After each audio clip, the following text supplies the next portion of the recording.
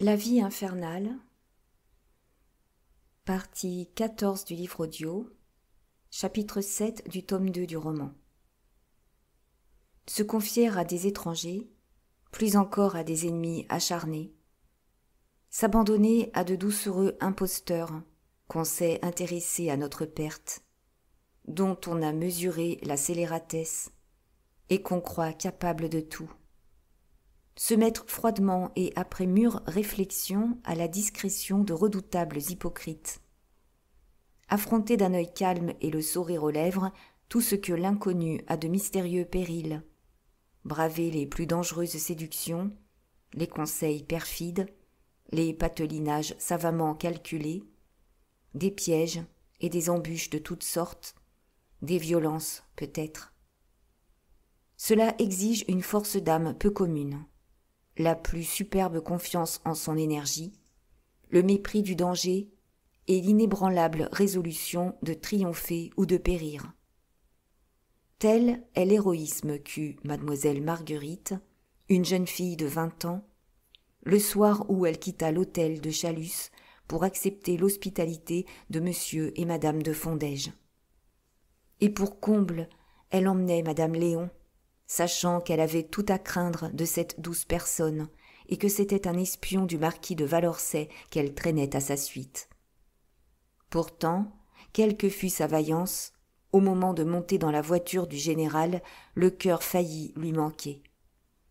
Il y avait de la détresse dans le dernier regard dont elle embrassa la façade de l'hôtel, les objets familiers et le visage connu des domestiques. Tout, elle regrettait tout de cette maison. La grande cour sablée, le large perron, les 2 platanes, le joli pavillon d'entrée et le vieux chien de garde qui tirait sur sa chaîne pour venir lui lécher les mains. Il lui semblait découvrir quelque chose d'amical sur la figure de ceux qui lui déplaisaient le plus autrefois, de M. Casimir, le valet de chambre, par exemple, ou des époux bourrigeaux, les concierges. Et personne pour l'encourager. Si, cependant, à la fenêtre du premier étage, le front contre la vitre, elle reconnut le seul ami qui lui restât au monde, celui qui l'avait défendu, encouragé et soutenu, celui qui lui avait promis son appui et ses conseils, celui qui, dans le lointain de l'avenir, lui avait montré le succès. Serais-je donc lâche, pensa-t-elle? Serais-je donc indigne de Pascal? Et elle s'élança dans la voiture en se disant le mot des résolutions décisives. Le sort en est jeté. Le général voulut absolument qu'elle prît une place du fond près de madame de Fondège, et lui-même s'assit sur la banquette de devant à côté de madame Léon. La route fut lente et triste. La nuit venait, c'était l'heure où le grand mouvement de Paris commence. La voiture, à chaque coin de rue, était arrêtée par un encombrement. Madame de Fondège, seule, maintenait la conversation vivante, et sa voix aigre dominait le bruit des roues. Elle vantait les grandes qualités du défunt comte de Chalus et félicitait mademoiselle Marguerite de sa bonne détermination. Ce n'était guère que des phrases banales qu'elle cousait les unes aux autres. Mais il n'était pas un des mots qu'elle prononçait qui ne trahît une satisfaction profonde, presque la joie d'une victoire inespérée. Par moments, le général se penchait à la portière pour voir si le fourgon de l'hôtel de Chalus, qui portait les bagages de mademoiselle Marguerite, suivait. Enfin, on arriva rue Pigalle, où demeuraient monsieur et madame de Fondège. Le général descendit le premier, présenta la main successivement à sa femme, à mademoiselle Marguerite et à madame Léon, et fit signe au cocher qu'il pouvait se retirer. Mais le cocher ne bougea pas. « Pardon, excuse, bourgeois, fit-il, mais c'est que le patron m'a dit comme ça, m'a recommandé. Quoi? De vous réclamer, vous savez bien, la journée, 35 francs, sans compter le petit pourboire. C'est bien, on passera payer demain.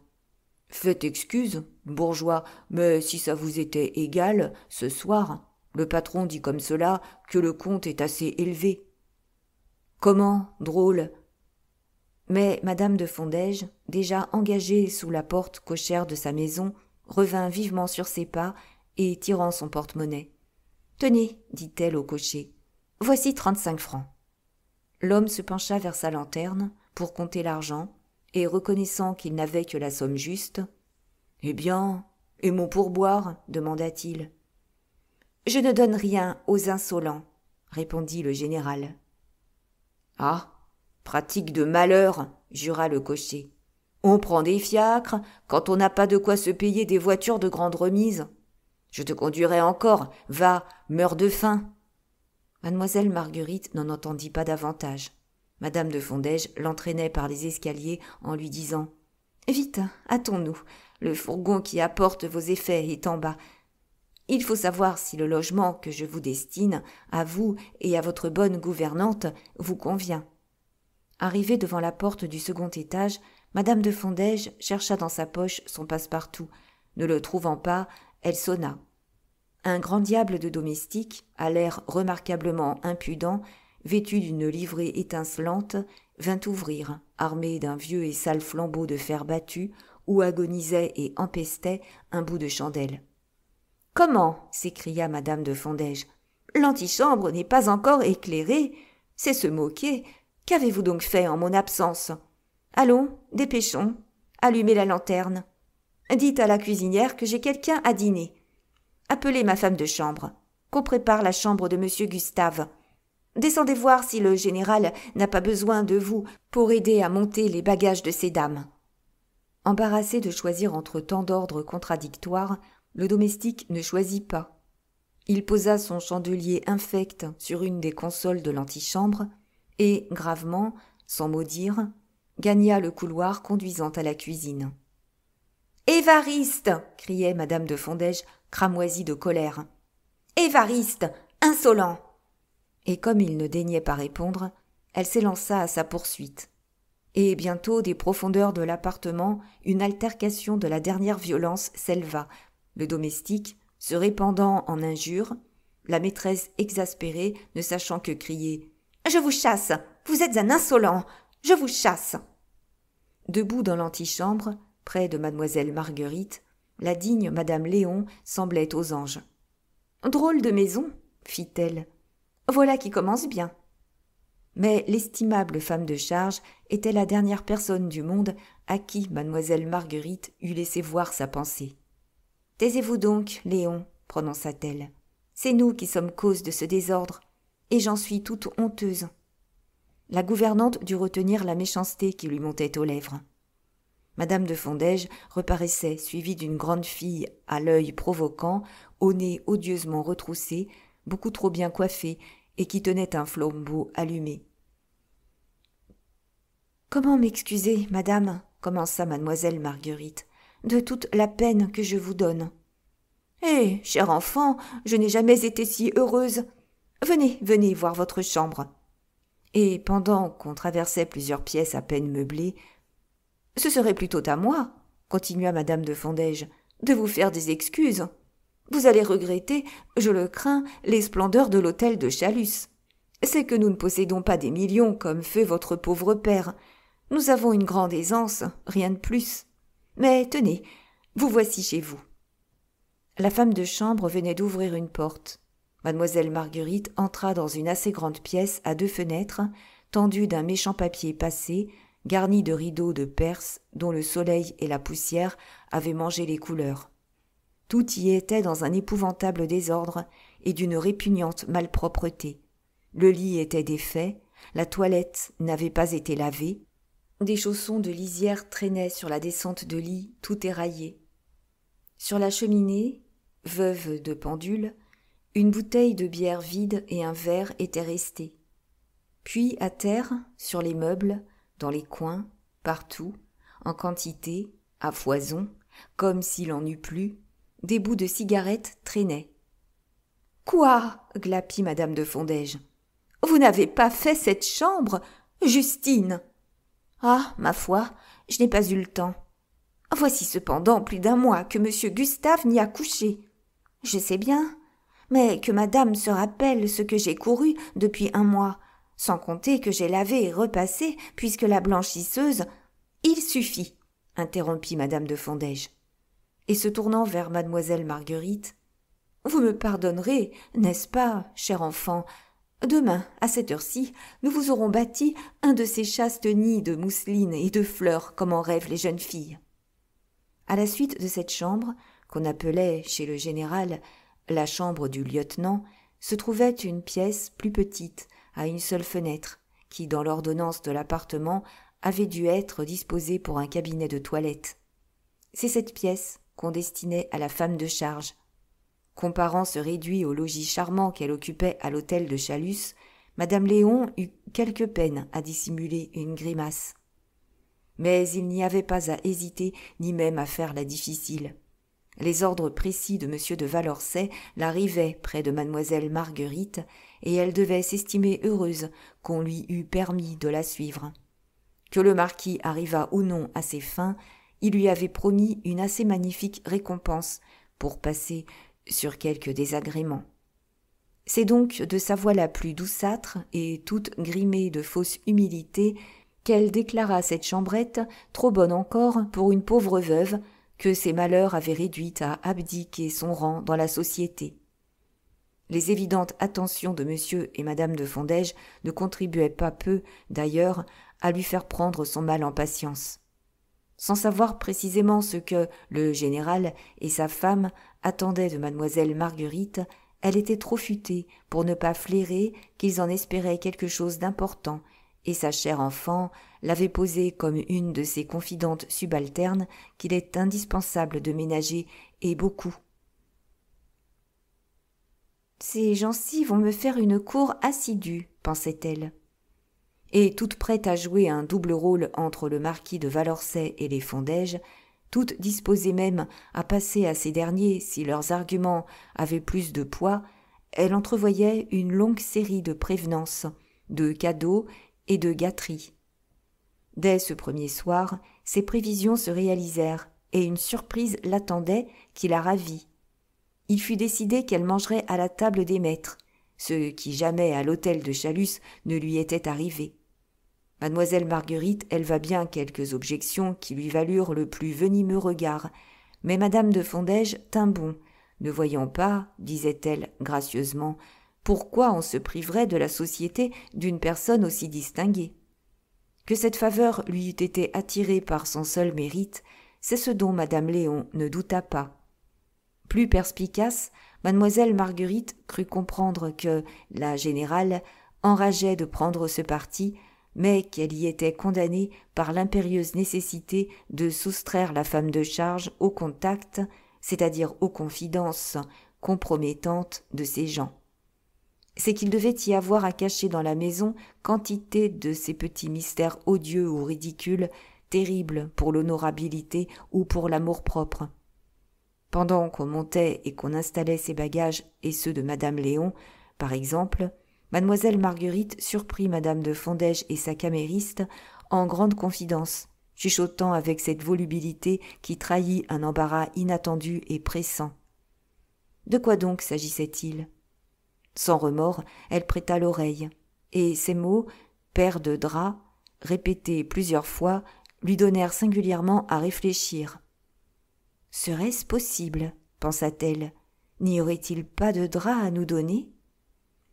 Elle ne tarda pas d'ailleurs à apprendre quelle opinion avait la femme de chambre de la maison où elle servait. Tout en s'escrimant du balai, de l'éponge et du plumeau, cette fille, qu'exaspérait le surcroît d'ouvrage qu'elle se voyait en perspective, ne cessait de grommeler entre ses dents et de maudire la baraque où on se crevait de travail, où on ne mangeait pas son sou, et où, encore, il fallait attendre ses gages. Mais mademoiselle Marguerite ne devait pas avoir beaucoup le loisir de réfléchir. Elle s'employait de son mieux à aider la camériste, fort étonnée de voir si peu fière cette belle demoiselle qui avait l'air d'une reine, quand le domestique, cet Évariste, chassé par la générale une demi-heure avant, parut, et d'un ton insolent prononça les paroles sacramentelles. Madame la comtesse est servie. Car madame de Fondège, tant qu'elle pouvait, d'autorité ou par ruse, exigeait ce titre. Elle s'était improvisée comtesse, comme son mari s'était établi général, de son autorité privée et sans plus de difficulté. À la suite de fouilles dans les archives de sa famille, déclara-t-elle à ses intimes, elle avait retrouvé la preuve qu'elle et les siens étaient nobles de race. Un de leurs aïeux ayant eu une grande charge à la cour de François Ier ou de Louis XII, elle confondait parfois. Ceux qui ne connaissaient pas son père, le marchand de bois, ne trouvaient à cela rien d'impossible. Évariste, d'ailleurs, était mis comme il convient pour annoncer le dîner à une personne de cette qualité. Valet de pied pour ouvrir la porte dans la journée, et doré alors sur toutes les coutures, ce serviteur à plusieurs fins revêtait à l'heure du dîner l'habit noir sévère du maître d'hôtel. Et véritablement, il lui fallait cette tenue, pour ne pas jurer dans le cadre somptueux de la salle à manger. Car elle était magnifique, cette salle, avec ses lourds dressoirs chargés de vaisselle et de porcelaine curieuse qui lui donnaient un peu l'aspect d'un musée. À ce point qu'après s'être assise à table entre le général et sa femme, en face de madame Léon, mademoiselle Marguerite se demanda si jusqu'à ce moment elle n'avait pas été abusée par la dangereuse optique de la prévention. Elle remarqua bien qu'on mangeait dans du Ruols, et que même les couverts manquaient un peu, mais il est des gens économes qui tiennent leur argenterie sous clé. Le service de porcelaine était d'ailleurs très beau, marqué au chiffre du général, et surmonté de la couronne comtale de sa femme. Le dîner, il est vrai, était détestable, servi avec profusion, mais mal. On eût dit le coup d'essai de quelque infime gâte-sauce. Tel quel, le général le savourait avec délice. Il mangeait gloutonnement de tout, le rouge montait à ses pommettes, et le bien-être de la chair largement satisfaite s'épanouissait sur sa physionomie. « C'est à croire, pensait mademoiselle Marguerite, qu'il reste sur son appétit, d'ordinaire, et que ceci lui semble un festin. » Et, de fait, il semblait y avoir en lui comme un trop-plein de contentement toujours prêt à déborder. Il retroussait furieusement ses moustaches à la Victor Emmanuel, et, plus que de coutume encore, il faisait ronfler et vibrer « Sacrebleu !»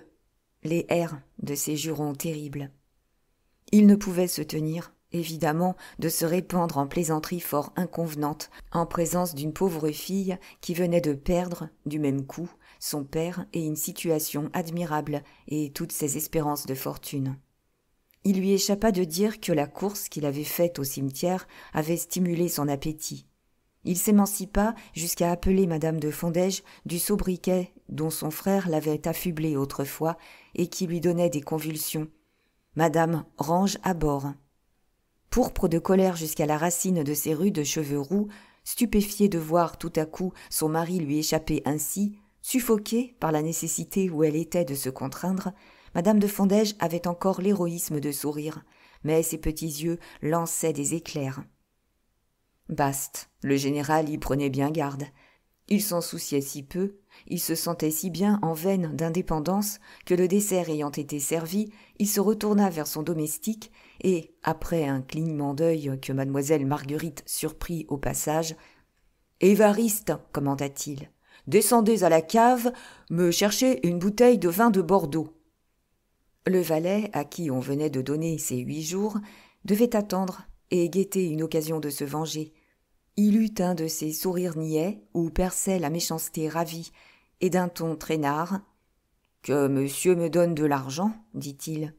Monsieur sait bien que ni l'épicier ni le marchand de vin d'en face ne veulent plus faire crédit. » Monsieur de Fondège se dressa tout pâle, mais avant qu'il eût le temps de prononcer une parole, sa femme vint à son secours. « Vous savez bien, mon ami, lui dit-elle, que je ne confie pas les clés de ma cave à ce garçon. Évariste, appelez Justine. » La camériste, à l'air effronté, parut, et sa maîtresse lui expliqua où elle trouverait la clé de la fameuse cave. Et un petit quart d'heure après, apparut une de ces bouteilles, comme les épiciers et les marchands de vin en préparent, pour le plus grand ébahissement des simples. Bouteille d'apparence trop vénérable, toute chargée de mousse et de boue, et couverte de ces toiles d'araignée que les gamins de Paris vont récolter dans les carrières abandonnées, et qu'ils vendent de 75 centimes à 2 francs la livre, selon la qualité. Mais ce Bordeaux ne ramena pas la gaieté. Le général ne soufflait plus mot, et son plaisir fut manifeste. Quand le café prit, sa femme lui dit « Ne vous privez pas de votre cercle, mon ami. J'ai à causer avec notre cher enfant. » Pour congédier ainsi brusquement le général, madame de Fondège souhaitait donc rester seule avec mademoiselle Marguerite. Madame Léon le crut, ou feignit de le croire, et s'adressant à la jeune fille, « Je vais être obligée de vous quitter une couple d'heures, chère demoiselle, dit-elle. J'ai une course indispensable à faire. Ma famille m'en voudrait peut-être si je ne la prévenais pas de notre changement de domicile. » C'était la première fois depuis son entrée à l'hôtel de Chalus, c'est-à-dire depuis des années, que l'estimable femme de charge parlait en termes si positifs de sa famille, et d'une famille habitant Paris, qui plus est. Elle s'était jusqu'alors tenue dans le vague, donnant à entendre seulement que ses parents n'avaient pas eu ces malheurs, qu'ils étaient restés haut placés, si elle était tombée, et qu'elle avait fort à faire de se dérober à leurs bienfaits. Peu importe. Mademoiselle Marguerite était résolue à ne s'étonner de rien.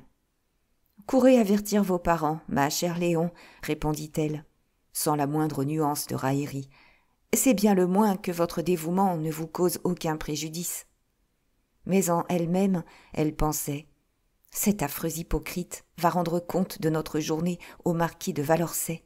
Cette famille, c'est le futur prétexte de ses sorties. » Le général s'était esquivé.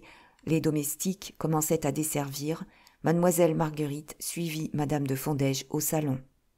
C'était une pièce très vaste, haute de plafond, éclairée par 3 fenêtres et plus somptueuse encore que la salle à manger. Meubles, tapis, tentures, tout était peut-être d'un goût contestable, éclatant, voyant, à effet, mais riche, très riche, excessivement riche. Si la garniture de la cheminée n'avait pas coûté plus de 7 à 8 000 francs, elle resplendissait pour 25 000, et le reste était à l'avenant. Les soirées étaient fraîches. Madame de Fondège avait fait allumer du feu. Elle s'assit au coin de la cheminée, sur une chaise longue, et lorsque mademoiselle Marguerite eut pris place en face d'elle, « Ça, ma bien chère enfant, commença-t-elle, avec une certaine solennité, causons. » Mademoiselle Marguerite s'attendait à quelque communication importante, aussi ne fut-elle pas médiocrement surprise quand, après 1 minute employée à recueillir ses idées, la générale poursuivit. « Vous êtes-vous préoccupée de votre deuil ?»« De mon deuil, madame ?»« Oui, je veux dire. Avez-vous pensé aux toilettes que vous allez porter ? C'est important, ma chère fille, plus que vous ne le pensez. On fait, en ce moment, des costumes de crêpe, ruches et bouillonnés, qui sont d'une extrême distinction. J'en ai vu surtout à la Scabieuse, qui vous irait à ravir. Après cela, vous me direz peut-être qu'un costume, pour un deuil récent, surtout avec des bouillonnés, est un peu risqué. Cela dépend des goûts. La duchesse de Velgeau en avait un 11 jours après la mort de son mari.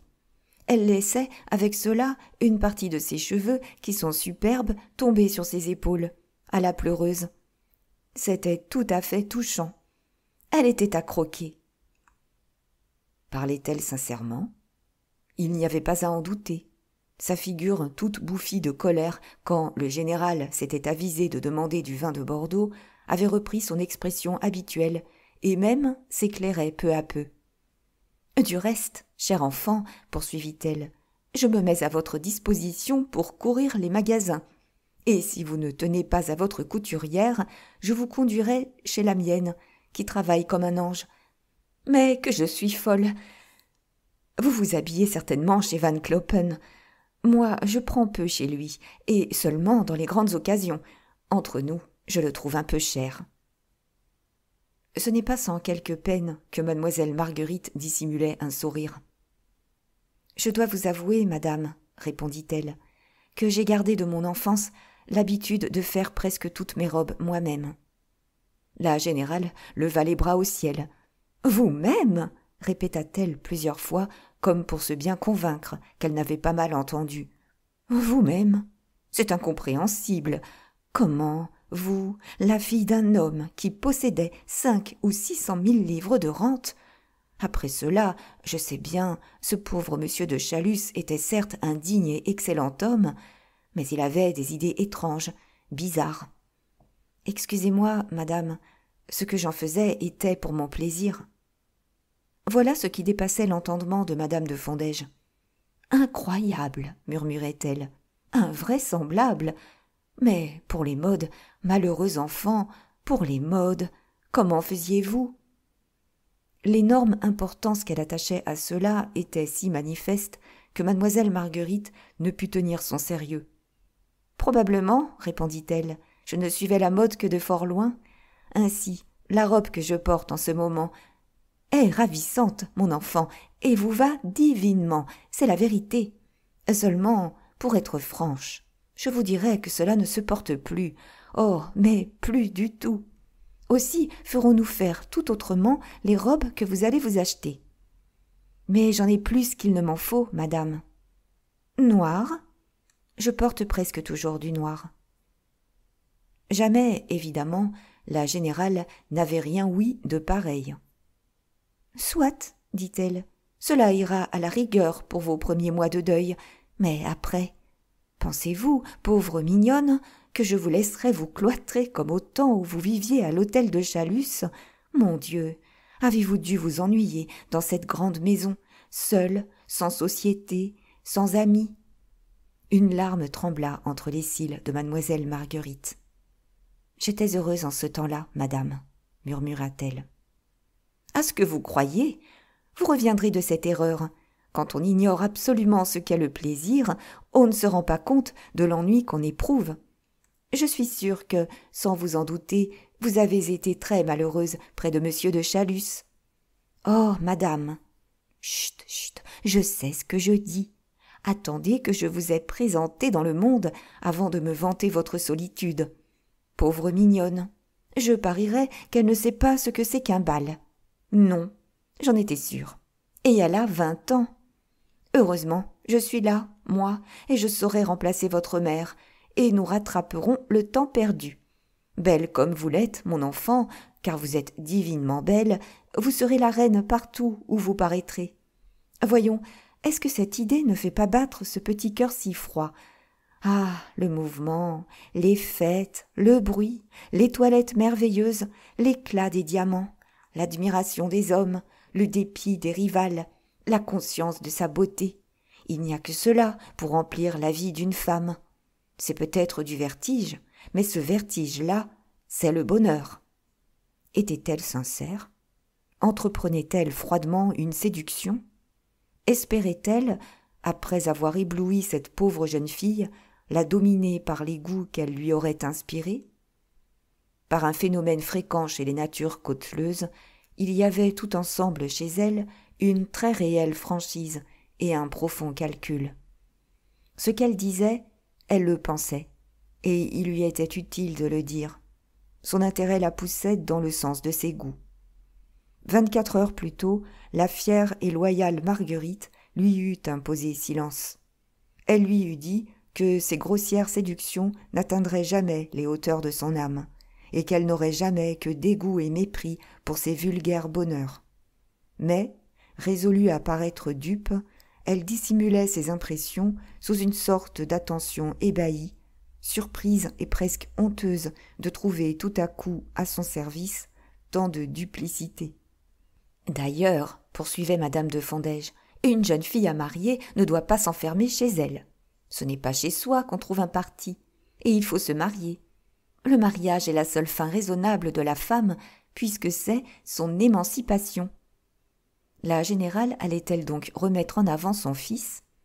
Mademoiselle Marguerite le crut presque, mais elle était trop fine pour cela. Elle se garda bien de prononcer le nom du lieutenant Gustave. « Sans compter, reprit-elle, que l'hiver sera des plus brillants et commencera de bonne heure. Dès le 5 novembre, la comtesse de Commarin donne une fête qui fera courir tout Paris. Le 7, on dansera chez la vicomtesse de Bois-d'Ardon. Le 11, nous aurons concert, et ensuite bal, chez la baronne Trigault. Vous savez, la femme de cet original si riche qui passe sa vie au jeu. C'est la première fois que j'entends prononcer ce nom. Vraiment? Et vous habitiez Paris? C'est à n'y pas croire. Sachez donc, chère ignorante, que la baronne Trigault est une des femmes les plus distinguées et les plus spirituelles de Paris, et celle, à coup sûr, qui se met le mieux. Je suis sûre que son compte annuel chez Van Clopen ne se solde pas avec 100 000 francs. C'est tout dire, n'est-ce pas? Et avec un sentiment d'orgueil très réel et bien légitime, elle ajoute « La baronne est mon amie. Je vous présenterai. » Engagée sur ce terrain, madame de Fondège ne devait pas tarir de sitôt. Visiblement, c'était une de ses prétentions d'être excessivement lancée, de connaître tout Paris et d'être l'intime de toutes les femmes de la société qui doivent à leur luxe, à leurs extravagances, ou, à pis encore, cette famosité qui impose aux imbéciles. Ce qui est sûr, c'est que nul mieux qu'elle ne savait le fin mot de toutes les anecdotes qui, chaque jour, amusent le tapis parisien. L'écouter 1 heure, c'était être au courant de la chronique scandaleuse. Incapable de s'intéresser à ces fastidieux commérages, mademoiselle Marguerite n'osait cependant s'y soustraire, et elle feignait une attention bien loin de son esprit lorsque la porte du salon s'ouvrit brusquement. Évariste, le domestique congédié, se montra, souriant de son plus impudent sourire. « Madame Landoire est là, dit-il, qui désirerait parler à madame la comtesse. » À ce nom, la générale tressauta, comme si elle eût été mordue par un aspic. « Qu'elle attende, fit-elle vivement, je suis à elle à la minute. » Inutile précaution. La visiteuse parut. C'était une grande femme, brune, sèche, comme un cotteret, et de façon horriblement commune. « Enfin, on vous trouve, dit-elle d'une voix rude, et ce n'est pas malheureux. Voilà 4 fois que je viens pour ce billet. » Madame de Fondège l'interrompit du geste, et lui montrant mademoiselle Marguerite. « Attendez du moins que je sois seule, prononça-t-elle, pour me parler de vos affaires. » Madame Landoire haussa les épaules. « Et si vous n'êtes jamais seule, grogna-t-elle, je voudrais pourtant en finir, moi. Suivez-moi dans ma chambre, et nous terminerons. » Mais c'était une trop favorable occasion d'échapper à la générale pour que mademoiselle Marguerite ne s'empressât pas de la saisir. Elle demanda la permission de se retirer, assurant, ce qui était la vérité, qu'elle tombait de fatigue. Et après avoir reçu de madame de Fondège un baiser maternel, accompagné d'un « Dormez bien, ma chère fille aimée », elle gagna sa chambre. Par un rare bonheur, grâce à la sortie de madame Léon, elle se trouvait seule et ne craignait pas d'être épiée. Elle tira donc d'une de ses malles un buvard de voyage, et lestement elle écrivit à l'ancien agent du comte de Chalus, à monsieur Isidore Fortunat, pour lui annoncer que le mardi suivant, elle se rendrait chez lui. « Je serais bien maladroite, pensait-elle, si demain, en allant à la messe, je ne trouvais pas moyen de jeter cette lettre à la poste sans être vue. » Elle s'était hâtée, bien lui en prit. Son buvard était à peine en place que madame Léon rentra, l'air aussi contrarié que possible. « Eh bien, demanda mademoiselle Marguerite d'un ton de naïveté admirablement joué, « avez-vous vu votre famille ?»« Ne m'en parlez pas, ma chère demoiselle, tous mes parents étaient absents. Ils étaient au spectacle. »« Ah, de sorte que dès demain matin, à la première heure, il me faudra courir jusque chez eux.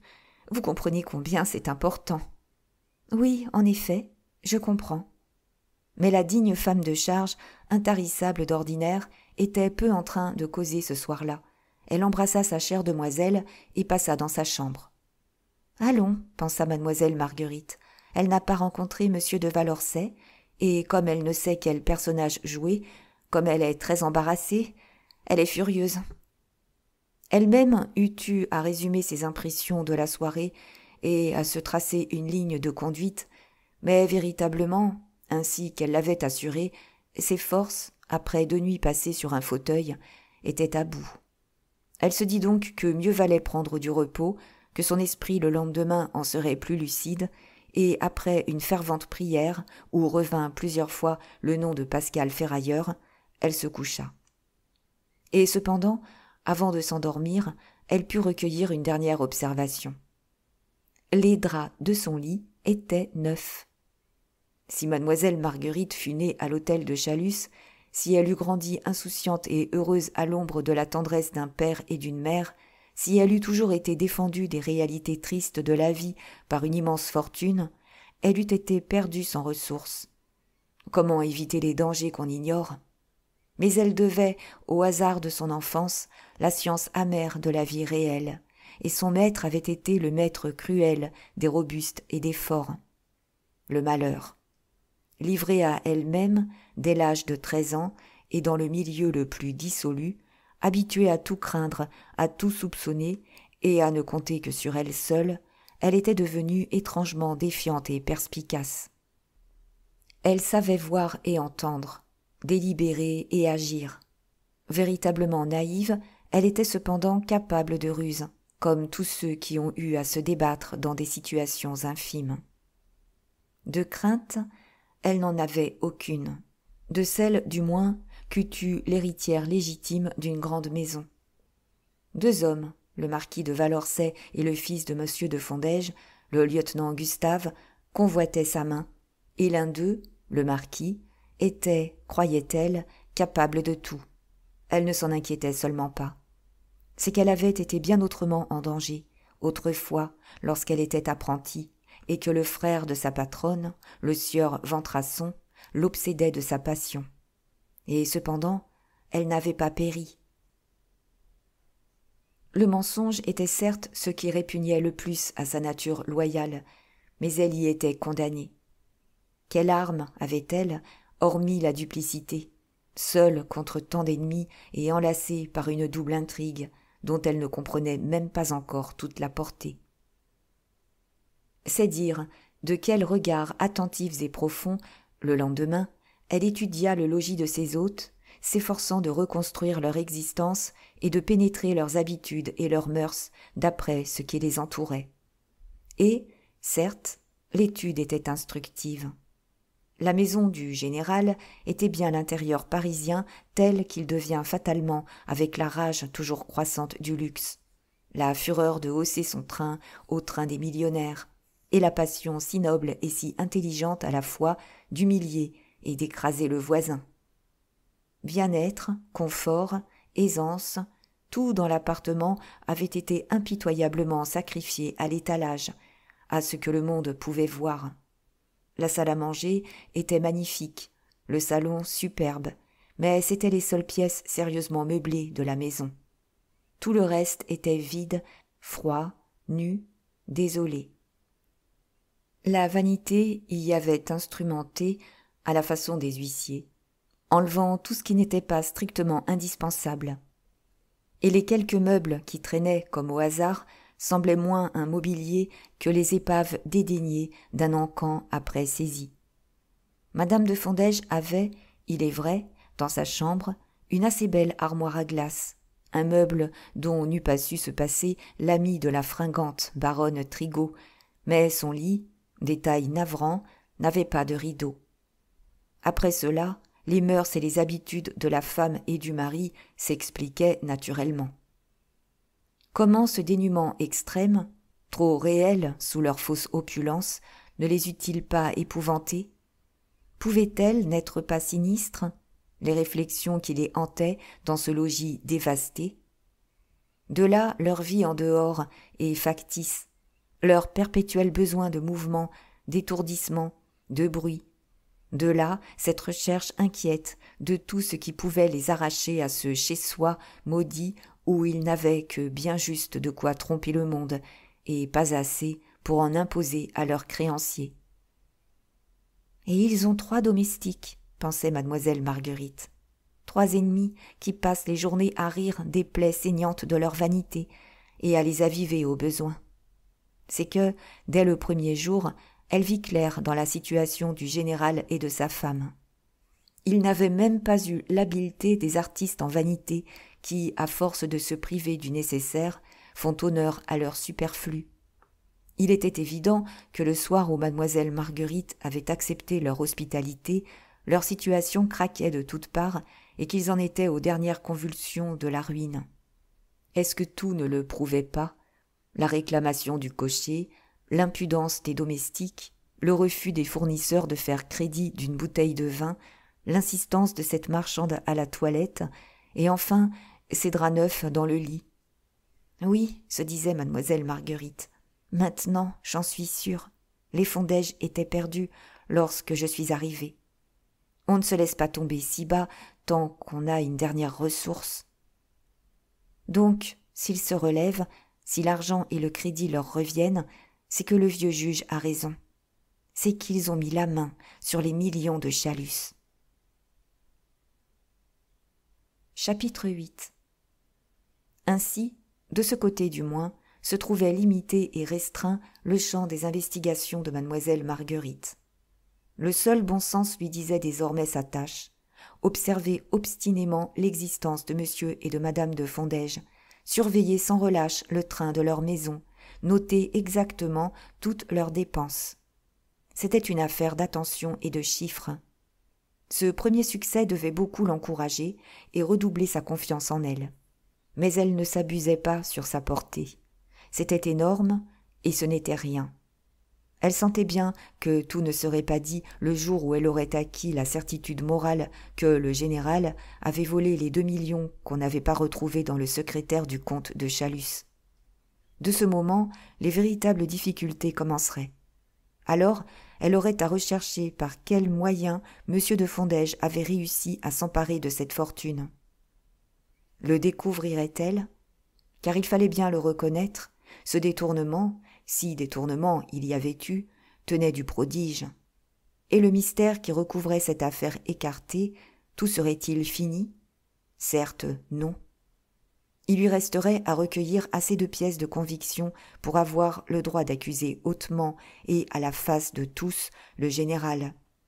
Il lui faudrait des preuves matérielles et indiscutables avant de dire « Un vol a été commis. On m'accusait, j'étais innocente. Le coupable, le voici. » Que de chemin avant d'en arriver à ce triomphe. N'importe. Maintenant qu'elle tenait un point de départ positif et fixé, elle se sentait une assez robuste énergie pour poursuivre pendant des années, lentement, mais incessamment, l'enquête qu'elle s'était imposée. Ce qui l'inquiétait, c'était de ne pouvoir s'expliquer logiquement la conduite de ses adversaires depuis le moment où madame de Fondège lui avait demandé sa main pour son fils jusqu'à l'heure actuelle. Et d'abord, comment avait-il eu l'audace ou l'imprudence de l'attirer chez eux, si véritablement ils avaient détourné une de ces sommes immenses qui trahit celui qui les emploie? Ils sont fous à lier, pensait-elle, ou ils me croient aveugle, sourde et plus naïve qu'il n'est permis de l'être. Secondement, pourquoi paraissait-il tant tenir à ce qu'elle épousât leur fils, le lieutenant Gustave? Se préparerait-il ainsi, songeait-elle, un moyen de défense pour le cas où tout viendrait à se découvrir? Elle avait à redouter aussi la défiance des Fondège. Habiles, il leur était aisé de se débarrasser à la sourdine de leur passif. Rien ne leur était si facile que d'augmenter leurs dépenses d'une façon trop insensible pour qu'elle pût le constater. L'événement ne devait pas tarder à dissiper ses appréhensions. De ce jour-là même, et quoique ce fût un dimanche, il fut manifeste qu'un nuage d'or avait crevé au-dessus de la demeure du général. Tout l'après-midi, la sonnette ne refroidit pas, selon l'expression de madame Léon, et ce fut une interminable procession de fournisseurs de tout genre. Comme si M. de Fondège eût convoqué le ban et l'arrière-ban de ses créanciers. Ils arrivaient d'un air furieux et arrogant, le chapeau rivé sur la tête, la parole brève, en gens qui ont fait leur deuil de ce qui leur est dû, mais qui prétendent se rembourser en grossièreté. On les introduisait près de la générale, dans le salon, ils y restaient entre 5 et 10 minutes, et ils se retiraient, la mine ravie, un sourire obséquieux aux lèvres, l'échine arrondie en cerceau, le chapeau traînant à terre. Donc, ils étaient payés. Et pour que mademoiselle Marguerite sût bien à quoi s'en tenir, il lui fut donné d'assister au règlement de la facture du loueur de voitures. Dieu sait de quelle hauteur madame de Fondège le reçut. « Ah, vous voici !» s'écria-t-elle de sa voix la plus rude, dès qu'il parut. « C'est donc vous qui dressez vos cochers à insulter vos pratiques. Bon moyen pour attirer une clientèle brillante. Quoi ? Je loue chez vous au mois une voiture à un cheval, et parce qu'un jour je prends une voiture à 2 chevaux, vous me faites réclamer la différence. On fait payer d'avance, mon cher, quand on est si défiant. » Lui, qui avait dans sa poche une facture de près de 4000 francs, écoutait en homme qui médite une réponse foudroyante. Elle ne lui laissa pas le temps de répondre. « Lorsque j'ai à me plaindre des gens que j'emploie, reprit-elle, je les congédie et je les remplace. Il est de ces choses, et l'insolence est du nombre, que je ne pardonne pas. Remettez-moi votre note. » L'homme, aussitôt, d'un visage où se peignait en traits comiques le doute, la crainte et l'espoir, tira son interminable mémoire de sa poche. Mais quand il vit les billets de banque, lorsqu'il vit qu'on le payait sans conteste, sans rien vérifier, discuter ni rabattre, il fut saisi d'une respectueuse stupeur et sa voix soudainement devint plus douce que miel. Une créance douteuse qui rentre donne, assure-t-on, à un commerçant plus de joie 1000 fois que 50 créances sûres. La vérité de cette observation apparut. Mademoiselle Marguerite put croire que le loueur allait conjurer madame la comtesse de lui faire la grâce de remettre à plus tard ce petit paiement. Le négociant parisien est ainsi fait. Intraitable s'il soupçonne son débiteur gêné, il s'humanise dès qu'il le trouve en mesure. Rengaine son mémoire et fait des façons. Si bien qu'à beaucoup, pour ne pas donner d'argent, il suffit d'en montrer. L'abnégation du loueur n'alla pas jusque-là, mais il supplia madame la comtesse de ne le pas quitter pour un malentendu, car c'était un malentendu. Il le jurait sur la tête de ses enfants. Son cocher n'était qu'un imbécile et un butor, un ivrogne et même un malappris. Il allait le chasser ignominieusement en rentrant. La générale fut inflexible. Elle le congédia en disant « Je ne m'expose jamais à ce qu'on me manque 2 fois. » C'est pour cette raison sans doute qu'elle avait renvoyé le matin le valet qui lui avait si bien manqué la veille, l'intelligent Évariste. Mademoiselle Marguerite ne le revit pas.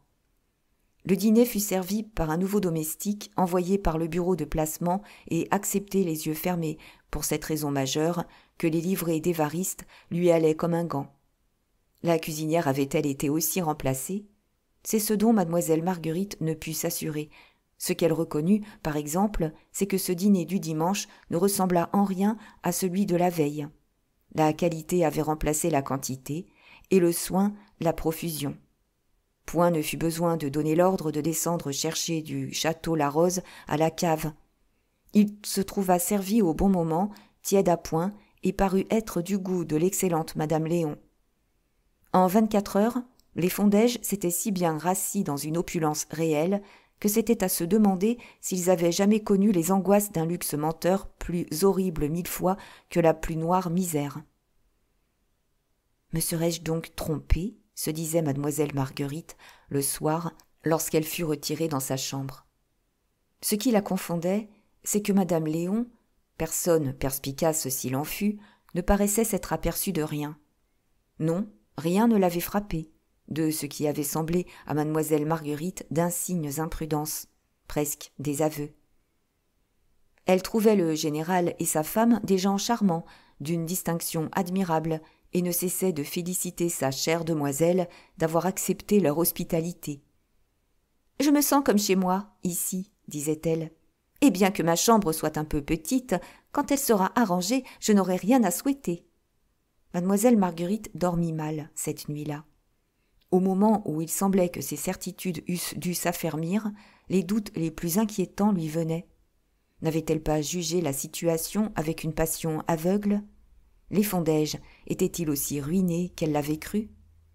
Comme tous les gens qui ont été très malheureux en leur vie, elle était rebelle aux illusions et se défiait extrêmement de tout ce qui semblait favoriser ses espérances et ses désirs.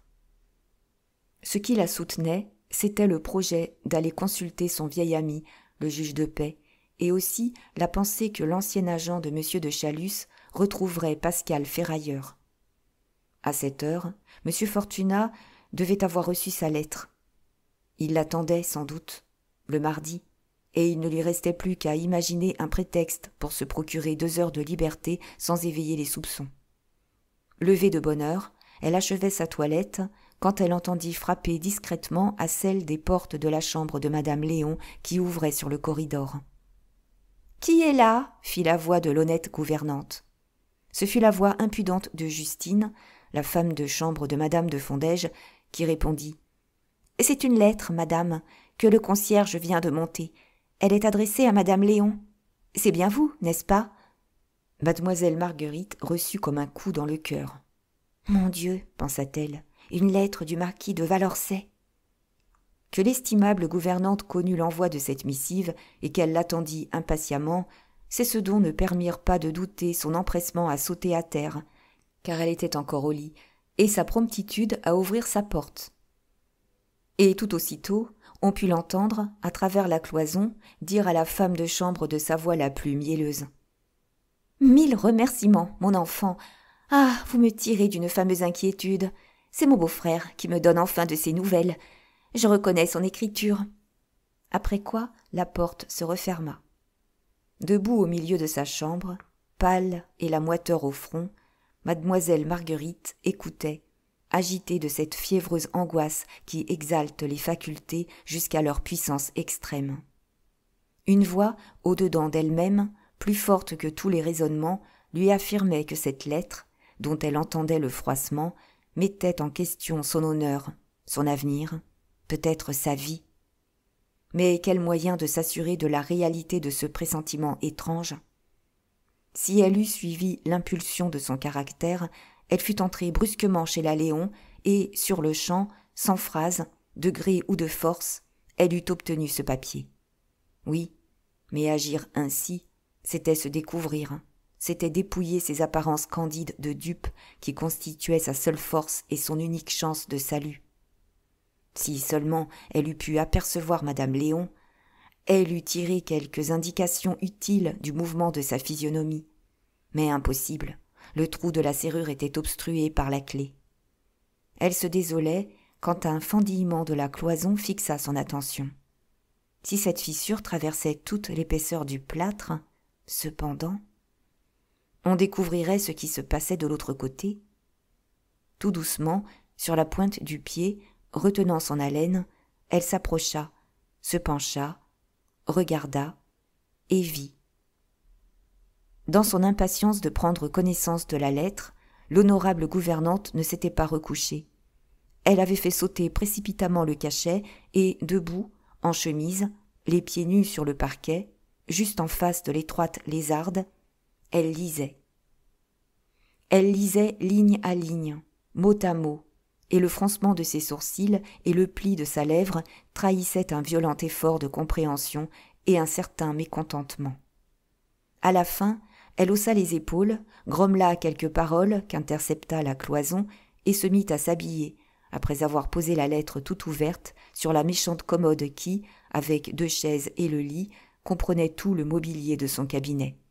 « Mon Dieu !» priait mademoiselle Marguerite. « Mon Dieu, faites qu'elle l'oublie !» Elle ne l'oublia pas.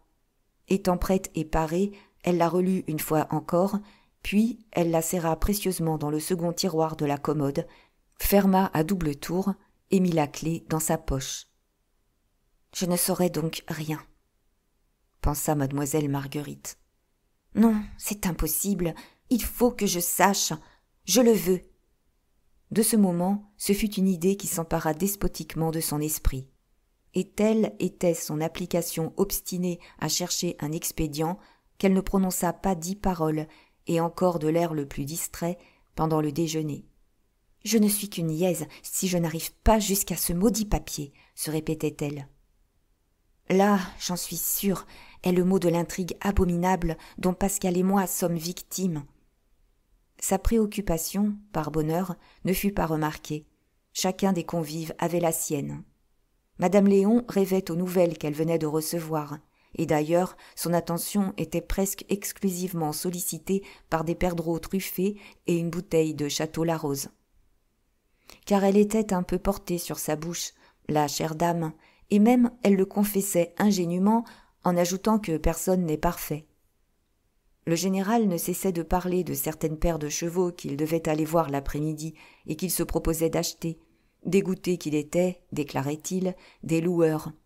C'était une excellente spéculation qu'il comptait faire, cet attelage provenant de la déconfiture d'un jeune et spirituel gentilhomme que le jeu, l'amour d'une blonde un peu âpre à la curée et la plainte d'un bijoutier venaient de conduire en police correctionnelle.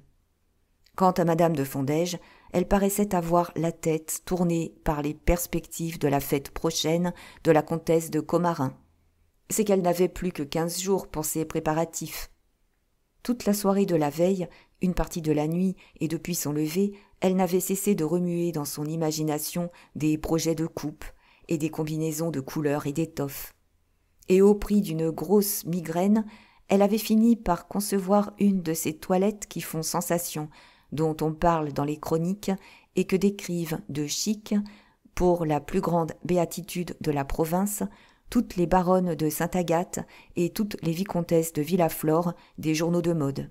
« Imaginez, disait-elle, toute brûlante de la flamme de l'inspiration, représentez-vous une robe fleur de thé parsemée de petites fleurettes brodées sur un fond de grosse soie chinoise écrue. Un grand volant de Valenciennes la garnira dans le bas. Je poserai dessus une tunique de crêpe de Chine gris-perle, bordée d'un effilé de toutes les nuances de la robe et formant panier par derrière. Mais que de peine, de soins, de tracas, avant de mener à bonne fin un chef-d'œuvre si compliqué. Que de conférences avec le couturier, avec le fleuriste, avec le passementier.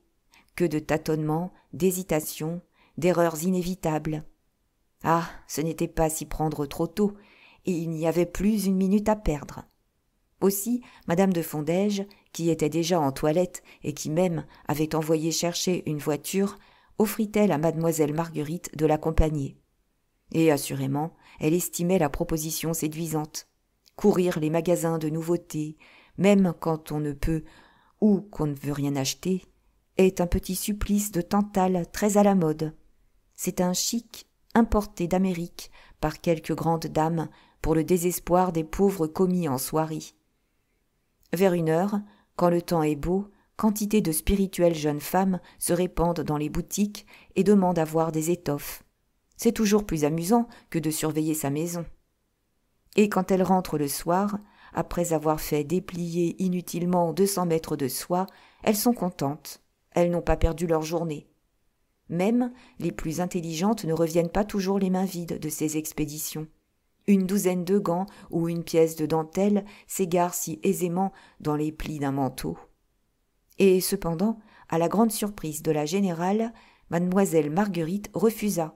« J'ai tant de choses à mettre en ordre, » ajouta-t-elle, sentant bien qu'un prétexte était indispensable. Mais madame Léon, qui n'avait pas pour rester les mêmes raisons que sa chère demoiselle, s'offrit bravement. Elle avait des relations dans plusieurs magasins, affirma-t-elle, chez un marchand de dentelle de la rue de Mulhouse notamment, et avec sa recommandation, on ne pouvait manquer de conclure des marchés très avantageux. « Soit, répondit madame de Fondège, je vous emmène. Mais alors, courez vite faire un brin de toilette pendant que je mettrai mon chapeau. » Elles quittèrent la salle en même temps, et derrière elles, mademoiselle Marguerite sortit précipitamment, tout oppressée d'un espoir qu'elle osait à peine s'avouer. Le front appuyé contre la cloison, l'œil à l'étroite fissure, elle vit sa dévouée gouvernante se hâter de changer de robe, jeter un châle sur ses épaules, choisir son plus joli chapeau et, après un coup d'œil à la petite glace, s'élancer dehors en criant « Me voici, madame la comtesse, je suis prête !» Et l'instant d'après, elles sortirent ensemble.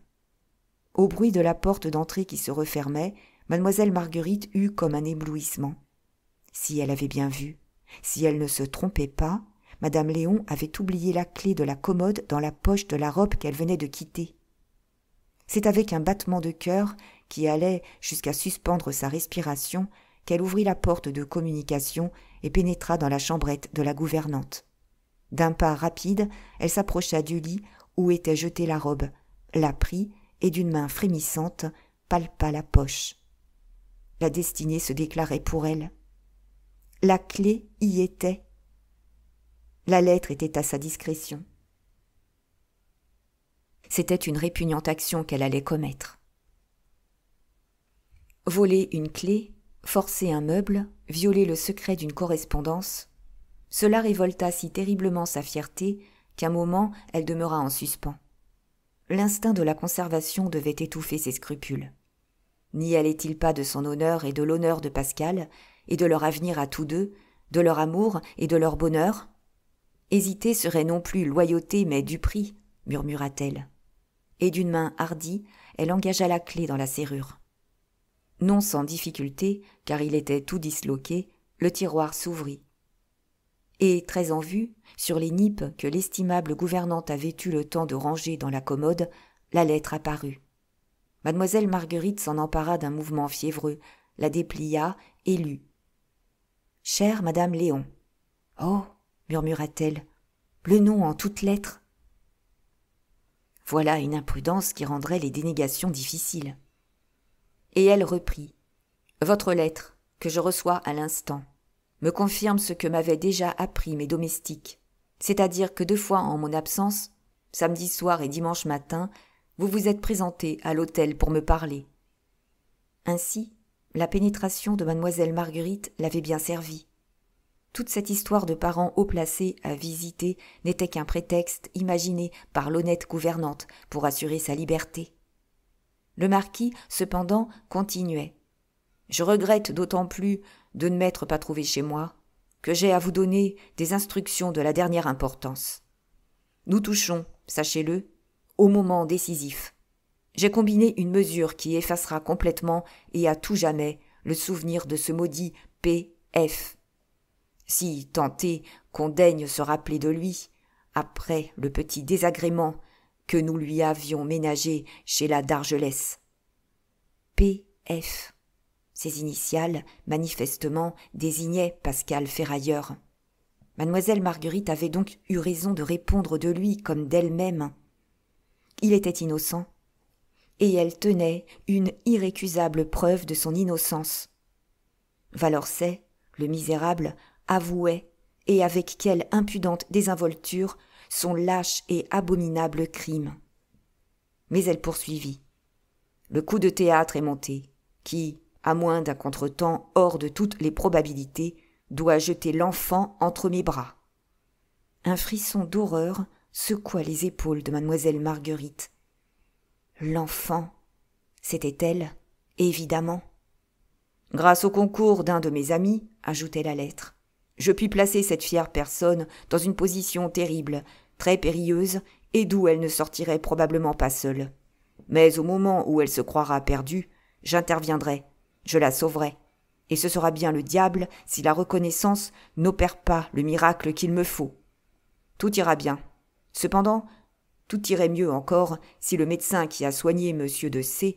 à ces derniers moments, et dont vous m'avez parlé, le docteur Jodon, si j'ai bonne mémoire, consentait à nous donner un coup d'épaule. Quelle espèce d'homme est-ce? Si c'était un homme accessible aux séductions de quelques billets de 1000 francs, je dirais dès aujourd'hui. L'affaire est dans le sac. Votre conduite, jusqu'ici, est un chef-d'œuvre qui sera récompensé au-delà de vos espérances. Vous savez, chère dame, si je suis ingrat. Laissez les F continuer leur manège, et même ayez l'air de les favoriser. Je ne les crains pas. Je parierais que j'ai vu clair dans leur jeu et que j'ai deviné pourquoi ils veulent que la petite épouse monsieur leur fils. Le jour où ils me gêneraient, je les briserai comme verre. Malgré les explications que je vous donne pour votre gouverne, il est indispensable que je vous voie. Je vous attends donc, après-demain, mardi, entre 3 et 4 heures. Surtout, ne manquez pas de m'apporter les renseignements que je vous demande relativement au docteur Jodon. Sur quoi, chère dame, toutes mes amitiés. V. Et en post-scriptum, il y avait « En venant, mardi, rapportez aussi cette lettre. Nous la brûlerons ensemble. N'allez pas vous imaginer que je me défie de vous. C'est qu'il n'y a rien de perfide comme les paperasses. » Durant plus d'une minute, mademoiselle Marguerite demeura écrasée de l'impudence du marquis de Valorcey, tout étourdie de cette lettre obscure et si claire à la fois, et dont chaque ligne était une menace pour l'avenir. La réalité dépassait ses pires appréhensions. Mais elle secoua cette torpeur, comprenant toute la gravité de sa situation. Combien les instants étaient précieux et qu'il importait de prendre un parti sur-le-champ. Terrible fut alors son indécision. Que résoudre? Que faire? Remettrait-elle simplement la lettre à sa place et continuerait-elle, comme si de rien n'était, son rôle de dupe? Non, ce n'était pas possible. Il y eût eu de la démence à se dessaisir ainsi de cette preuve flagrante de l'infamie du marquis. D'un autre côté, garder la lettre, c'était provoquer une enquête et un esclandre. M. de Valorcey serait atteint mais non terrassé, et on ne saurait rien de ses projets qui nécessitaient l'intervention du médecin. L'idée lui vint d'abord de courir chez son vieil ami le juge de paix, mais le trouverait-elle? Il demeurait fort loin et le temps pressait. Alors elle songea à se rendre chez un homme d'affaires, chez un notaire, chez un juge. Elle montrerait la lettre, on en prendrait copie. Mais non, ce moyen ne valait rien. Le marquis aurait ensuite la ressource de nier. Elle se désespérait. Elle s'accusait d'ineptie quand une inspiration, soudaine comme l'éclair déchirant la nuit, illumina son cerveau. « Oh, Pascal, nous sommes sauvés !» s'écria-t-elle. Aussitôt, sans plus réfléchir, elle jeta un manteau sur ses épaules, noua au hasard un chapeau sur sa tête et, sans rien dire à personne, sortit. Malheureusement, elle ne connaissait pas le quartier, et quand elle arriva à l'angle de la rue Pigalle et de la rue Notre-Dame-de-Lorette, l'embarras la prit. Tremblant de s'égarer, elle entra chez l'épicier dont le magasin occupe le coin, et d'une voix troublée. « Voudriez-vous, monsieur, demanda-t-elle, m'indiquer un photographe aux environs ?» Sa physionomie égarée donnait à cette demande une telle singularité que l'épicier la toisa pour s'assurer qu'elle ne se moquait pas de lui. « Vous n'avez qu'à descendre la rue Notre-Dame-de-Lorette, répondit-il enfin, et dans le bas, à main gauche, vous trouverez la photographie Carja. »« Merci. » L'épicier s'avança jusque sur le seuil de son magasin pour la suivre des yeux. « Voilà, pensait-il, une jeune dame qui n'a pas la tête bien solide. » Ses allures, en effet, étaient si extraordinaires et si précipitées qu'on se retournait sur son passage. Elle le remarqua et, faisant effort sur elle-même, ralentit sa marche. Aussi bien, elle approchait de l'endroit qu'on lui avait indiqué. Bientôt, de chaque côté d'une porte cochère, elle aperçut des cadres pleins de portraits, et au-dessus, le nom qu'on lui avait dit. Carja. Elle entra. À droite de la vaste cour, sur la porte d'un élégant pavillon, un homme était debout. Mademoiselle Marguerite s'approcha de lui et demanda. « Monsieur Carja ?»« C'est ici, » répondit l'homme. « Madame vient pour une photographie ?»« Oui. »« Alors que madame prenne la peine de passer. Elle n'attendra pas longtemps. Il n'y a guère que 4 ou 5 personnes à faire poser. » 4 ou 5 personnes. Combien cela exigerait-il de temps? Une demi-heure? 2 heures? Mademoiselle Marguerite n'en avait même pas l'idée. Ce qu'elle savait, c'est qu'elle n'avait pas une seconde à perdre. C'est que madame Léon pouvait rentrer en son absence et tout découvrir. Et pour comble, elle se rappelait maintenant qu'elle n'avait même pas fermé le tiroir de la commode. « Je ne puis attendre, » fit-elle d'un ton bref. « Il faut que je parle à monsieur Carja, à l'instant. »« Cependant, madame, à l'instant, vous dis-je, allez le prévenir, qu'il vienne. » Son accent était si impérieux, il y avait tant de despotisme dans son regard que l'homme n'hésita plus. Il la fit entrer dans un petit salon en lui disant « Que madame veuille bien s'asseoir, je vais avertir monsieur. » Elle s'assit, ses jambes fléchissaient. Elle commençait à se rendre compte de l'étrangeté de sa démarche, à douter du résultat et à s'étonner de sa hardiesse. Mais elle n'eut pas le temps de préparer ce qu'elle voulait dire. Un homme, encore jeune, portant moustache et royale, vêtu d'un veston de velours, entra et, s'inclinant devant elle, d'un air quelque peu surpris, « Vous désirez me parler, madame ?» fit-il. « J'ai à vous demander, monsieur, un service immense. » « À moi ?» Elle sortit de sa poche la lettre de monsieur de Valorcey et la lui montrant. « Je viens, monsieur, reprit-elle, vous supplier de me photographier la lettre que voici. Mais tout de suite, là, devant moi, vite, bien vite. Il y a l'honneur de 2 personnes dans chacune des minutes que je perds. » La violence était visible que se faisait pour parler mademoiselle Marguerite. Ses joues s'empourpraient et elle tremblait comme la feuille. Cependant, son attitude restait fière. La flamme des inspirations généreuses brillait dans ses grands yeux noirs, et on sentait à son accent la sérénité d'une âme forte, résolue de lutter jusqu'aux plus terribles extrémités pour une cause noble et juste. Ce contraste frappant, ce combat entre les pudiques timidités de la jeune fille et la virile énergie de l'amante, lui prêtait un charme étrange et pénétrant dont l'artiste n'essaya même pas de se défendre. Si insolite que fût la requête, il n'hésita pas. « Je suis prêt à faire ce que vous désirez, madame, » répondit-il en s'inclinant. « Oh, monsieur, comment reconnaître jamais ?» Il ne l'écoutait plus. Ne pouvant retourner dans la salle où 5 ou 6 clients attendaient, non sans impatience, leur tour de poser, il venait d'appeler un de ses employés et lui commandait d'apporter bien vite l'appareil dont il avait besoin. Mademoiselle Marguerite s'était interrompue, mais dès qu'il eut achevé de donner ses instructions, « Peut-être vous hâtez-vous trop, monsieur, » commença-t-elle. « Vous ne m'avez pas permis de m'expliquer, et c'est peut-être l'impossible que je souhaite. Je suis venue au hasard, sans renseignement, m'en remettant à une inspiration. Avant de vous mettre à l'œuvre, il faut savoir si ce que vous ferez peut répondre à mes intentions. »« Parlez, madame. »« Les épreuves que vous obtiendrez seront-elles bien conformes au modèle ? » ?»« En tout. »« L'écriture sera pareille, trait pour trait ? » ?»« Ce sera la même, absolument. » »« De telle sorte que si on venait à présenter une de vos photographies à la personne qui a écrit la lettre, cette personne ne pourrait pas plus renier son écriture que si on lui présentait sa lettre même. »« Et l'opération ne laissera aucune trace ? » ?»« Aucune. » Un sourire de triomphe passa sur les lèvres de mademoiselle Marguerite.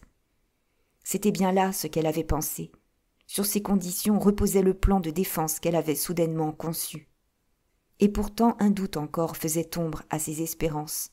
Elle était bien décidée à le lever, mais au moment d'interroger, toutes sortes de scrupules inquiétants la retenaient. C'était le secret de ses projets qu'elle allait livrer. La nécessité lui fit surmonter ses hésitations et d'une voix un peu altérée. « Encore une question, monsieur, reprit-elle. Je suis une pauvre ignorante, excusez-moi et instruisez-moi. Cette lettre que je tiens sera rendue demain à son auteur et il la brûlera. Si, plus tard, un procès survenait et qu'il me fallut prouver certaines choses qu'on nierait et qu'établit cette lettre, les juges admettraient-ils comme preuve une de vos photographies ? » L'artiste fut un moment à répondre. Maintenant, il s'expliquait la démarche de mademoiselle Marguerite et l'importance qu'elle attachait à un fac-similé. Mais cela donnait une gravité imprévue au service qu'il allait rendre et jusqu'à un certain point, estimait-il, engageait non précisément sa responsabilité, mais sa conscience. À une époque où le chantage, de plus en plus, devient une industrie courante, où l'abominable trafic des correspondances compromettantes se fait presque au grand soleil, il était naturel qu'il hésitât à fournir à une inconnue le moyen de conserver une lettre, une preuve que son auteur, elle-même l'avouait, se proposait de détruire. Il réfléchissait donc, et en même temps, il enveloppait mademoiselle Marguerite d'un regard perspicace, comme s'il eût espéré lire jusqu'au fond de sa conscience. Était-il possible qu'avec ce front noble et pur, avec ses yeux où brillait la franchise, cette belle jeune fille méditât quelque lâche et ténébreuse perfidie ? Non, il ne pouvait le croire. À qui donc se fier si une telle physionomie mentait ? Une objection le détermina. Il songea qu'il resterait forcément maître des épreuves, et il se dit que, selon le contenu de la lettre, il les livrerait ou les anéantirait. « Mes fac-similés feraient certainement preuve en justice, madame, » répondit-il. « Et même, ce ne serait pas la première fois qu'un tribunal rendrait un arrêt sur des pièces photographiées par moi. » Cependant, l'employé était revenu, rapportant l'appareil, et avec son aide, le photographe le monta et le déposa dans le petit salon. Puis, lorsque tout fut prêt, « Veuillez me donner la lettre, madame, » demanda-t-il. Elle eut une seconde de perplexité. « Oh, rien qu'une seconde. » La loyale et bienveillante figure de l'artiste lui disait que celui-là ne la trahirait pas, qu'il lui donnerait plutôt secours et assistance. Elle tendit donc la lettre du marquis de Valençay en prononçant d'un air de dignité triste. « C'est mon honneur et mon avenir, monsieur, que je remets entre vos mains. Et je suis sans inquiétude, je ne crains rien. » Lui comprit ce qui avait dû se passer en elle, qu'elle n'osait lui demander le secret, ou qu'elle l'avait jugé inutile. Il eut pitié, et ses derniers soupçons s'envolèrent. « Je lirai cette lettre, madame, dit-il, mais je serai le seul à la lire. Je vous en donne ma parole. Personne que moi ne verra les épreuves. » Émue, elle lui tendit la main, qu'il serra, et dit simplement « Merci, c'est m'obliger 2 fois que de m'obliger ainsi. » Obtenir d'une lettre un fac-similé absolument parfait est une opération délicate et parfois assez longue. Au bout de 20 minutes, cependant, le photographe possédait 2 clichés qui lui promettaient des épreuves superbes. Il les considéra d'un air satisfait, puis, rendant la lettre à mademoiselle Marguerite, « Avant 3 jours, les fac-similés seront prêts. Madame, et si vous voulez me dire à quelle adresse je dois les envoyer ?» Elle tressaillit à ces mots, et, vivement, « Ne les envoyez pas, monsieur, » fit-elle. « Gardez-vous-en bien, mon Dieu. Tout serait perdu si on venait à savoir. Je viendrai les chercher, ou je les enverrai prendre. » Et, sentant bien que confiance oblige, « Mais je ne me retirerai pas, monsieur, » ajouta-t-elle, sans me faire connaître. « Je suis mademoiselle Marguerite de Chalus. » Et elle sortit, laissant l'artiste tout surpris de l'aventure et ébloui de sa beauté. Il y avait à ce moment un peu plus d'1 heure qu'elle avait quitté la maison de M. de Fondège. « Comme le temps passe !» murmurait-elle, en hâtant le pas autant qu'il lui était possible sans se faire remarquer. « Comme le temps passe !» Néanmoins, si pressée qu'elle fût de rentrer, elle s'arrêta et perdut 5 minutes dans un magasin de mercerie de la rue Notre-Dame-de-Lorette, où elle acheta des rubans noirs et quelques menus objets de deuil. Ne lui faudrait-il pas expliquer et justifier sa sortie si les domestiques ainsi que c'était possible et même probable venaient à en parler? Elle pensait à tout, mais le cœur lui battait à rompre sa poitrine en montant l'escalier du général et l'angoisse suspendait sa respiration quand elle sonna. C'est que le succès de son expédition et de tous ses projets était subordonné à une circonstance indépendante de son action et contre laquelle toute son habileté ne pouvait rien. Que madame de Fondège et madame Léon fussent rentrées et la soustraction de la lettre était découverte. Heureusement, ce n'est pas en 1 heure qu'on achète les matériaux d'une toilette comme celle que rêvait la générale. Ces dames étaient encore dehors et mademoiselle Marguerite retrouva tout dans l'état où elle l'avait laissé. Soigneusement, elle replaça la lettre dans le tiroir, le referma et remit la clé dans la poche de la robe de madame Léon. Alors, elle respira, et pour la première fois depuis 6 jours, elle eut un mouvement de joie. Désormais, sans que le marquis de Valençay s'en doutât, elle le tenait. Quoi qu'il entreprît contre elle, quelle que fût la trame savante qu'il avait ourdie pour la perdre et paraître ensuite la sauver, elle ne le craignait plus. Il brûlerait sa lettre le lendemain et penserait ainsi anéantir toutes les preuves de son infamie. Et pas du tout.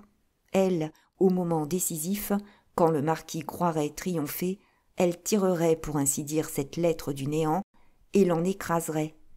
Et c'était elle, une jeune fille, qui jouait ce fourbe insigne. « Je n'ai pas été indigne de Pascal », se disait-elle avec une douce trépidation d'orgueil. Mais mademoiselle Marguerite n'était pas de ces faibles qu'un sourire de la destinée enivre et qui, imprudents, s'endorment dans la vanité d'un premier succès. La fièvre de l'action tombée, elle eût été disposée à s'amoindrir plutôt qu'à s'exagérer l'avantage qu'elle venait de remporter. C'est qu'elle voulait la victoire complète, éclatante. C'était peu, à ce qui lui semblait, de démasquer le marquis de Valençay. Elle était résolue à pénétrer jusqu'au plus profond de ses desseins, décidée à lui arracher le secret de son acharnement à la poursuivre. Puis elle avait beau se sentir une arme formidable, elle ne pouvait se défendre d'appréhensions sinistres en songeant aux menaces de la lettre du marquis. « Grâce au concours d'un de mes amis, écrivait-il, Je puis placer cette fière personne dans une position terrible, très périlleuse, et d'où elle ne sortirait probablement pas seule. » Cette phrase ne devait plus sortir de la mémoire de mademoiselle Marguerite. Qu'était-ce que ce danger suspendu au-dessus de sa tête? D'où viendrait-il? Comment et sous quelle forme? Quelle machination abominable n'y avait-il pas à attendre du misérable qui avait froidement déshonoré Pascal? Comment l'attaquerait-il? S'en prendrait-il à sa réputation de jeune fille ou à sa personne? Devait-elle trembler d'être attirée dans quelque guet-apens ignoble et abandonnée aux outrages d'abjects scélérats? 1000 souvenirs affreux du temps où elle était apprentie charrièrent tout son sang à son cerveau. « Je ne sortirai plus sans être armée, » pensa-t-elle. « Et malheur à qui porterait la main sur moi !» Ah, n'importe. Le vague de la menace en doublait l'effroi. Il n'est pas de vaillance capable d'envisager froidement un péril inconnu, mystérieux, toujours imminent et qui ne laisse pas de relâche à la pensée. Et ce n'était pas tout. Le marquis n'était pas son seul ennemi. Elle avait tout, de même, à redouter des Fondège, ces dangereux hypocrites qui ne l'avaient attiré chez eux que pour l'y égorger plus sûrement. M. de Valençay écrivait que les Fondège ne l'inquiétaient pas et qu'il avait vu clair dans leur jeu. Quel était donc leur jeu? Ils tenaient à ce qu'elle devînt la femme de leur fils. Jusqu'où pousserait-il la contrainte? Enfin, une suprême terreur achevait de bouleverser son âme, l'instant d'avant pleine de sécurité et d'espérance. Quand on l'attaquerait, laisserait-on le temps de se reconnaître et de faire usage du fac-similé de la lettre? « Il faut, pensa-t-elle, que je révèle mon secret à un homme sûr qui me vengerait. » Heureusement, elle avait un ami à qui se confier, le vieux juge de paix. Déjà, elle avait songé à le consulter. Sa conduite, jusqu'ici, avait été à la hauteur des circonstances. Mais elle sentait bien qu'à mesure que les événements se précipiteraient, il faudrait pour les dominer une expérience plus mûre que la sienne. Elle était seule. Elle n'avait à se défier d'aucun espionnage immédiat. Il y eût eu folie à ne pas profiter des quelques instants de liberté qui lui étaient laissés. Elle sortit donc son buvard de sa malle, et après s'être barricadée pour éviter une surprise, elle se mit à écrire pour son vieux conseiller le récit des événements qui s'étaient succédés depuis leur dernière entrevue. Avec une rare précision et une minutieuse abondance de détails, elle lui dit tout. Elle lui transcrivit la lettre de M. de Valençay en lui donnant assez d'indications pour qu'en cas de malheur, il pût aller retirer les épreuves à la photographie Carjat. Sa lettre achevée, elle ne la ferma pas.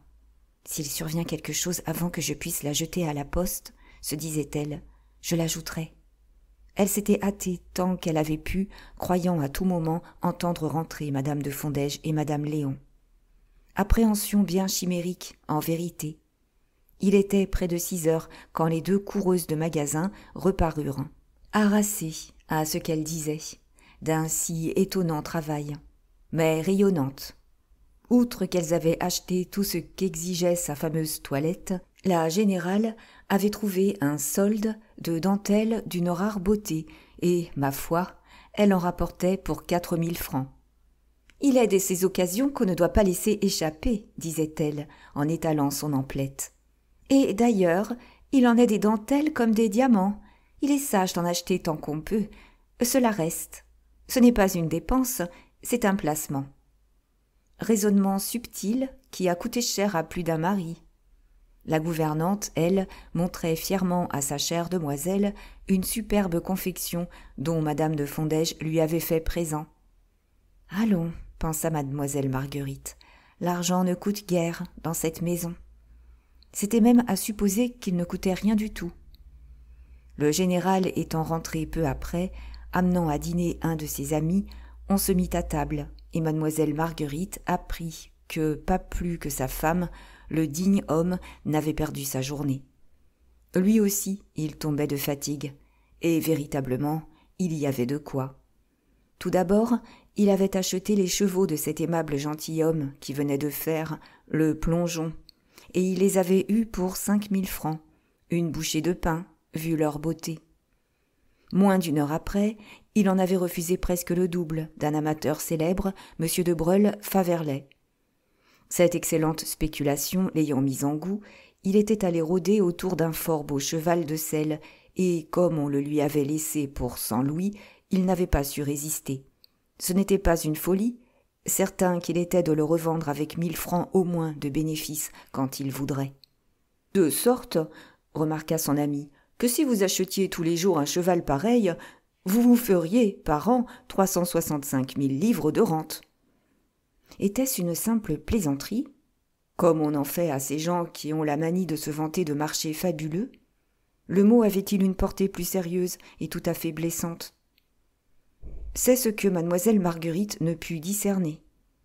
Le positif, c'est que le général prit gaiement l'observation et n'en continua pas moins allègrement à donner l'emploi de sa journée.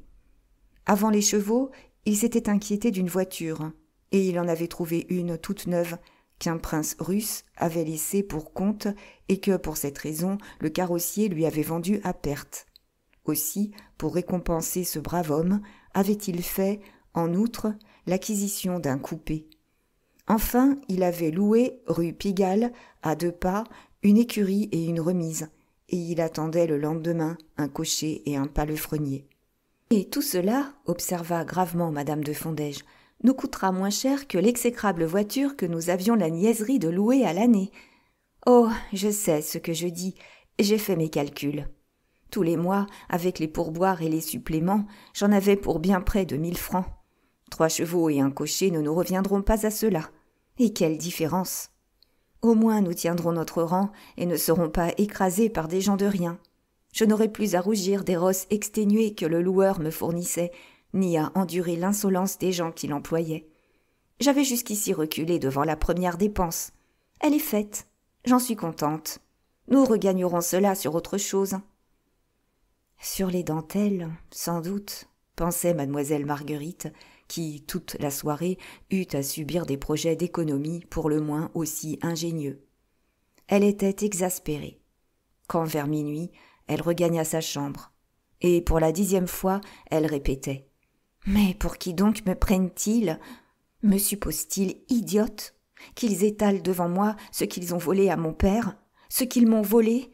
Que des filous vulgaires se fassent prendre, faute de pouvoir se tenir de dépenser follement le produit de leur vol, on le comprend. Mais eux, ils ont perdu la tête. » Depuis un moment déjà, madame Léon était couchée. Mademoiselle Marguerite s'assura qu'elle dormait, et, reprenant sa lettre au vieux juge de paix, elle y ajouta ce post-scriptum. PS. Impossible de conserver l'ombre d'un doute. D'après mon calcul, monsieur et madame de Fondège ont aujourd'hui jeté au vent plus de 20 000 francs. Cette impudence ne viendrait-elle pas de la certitude où ils sont qu'il n'existe aucune preuve du crime et qu'on ne peut les attaquer? Cependant, ils m'ont encore parlé de leur fils, le lieutenant Gustave de Fondège. On me le présentera demain. Demain aussi, entre 3 et 4 heures, je me rendrai chez l'homme qui peut me découvrir la retraite de Pascal, chez monsieur Isidore Fortunat. J'espère pouvoir m'esquiver assez facilement, parce qu'à ce moment-là, madame Léon sera chez le marquis de Valorcet. M.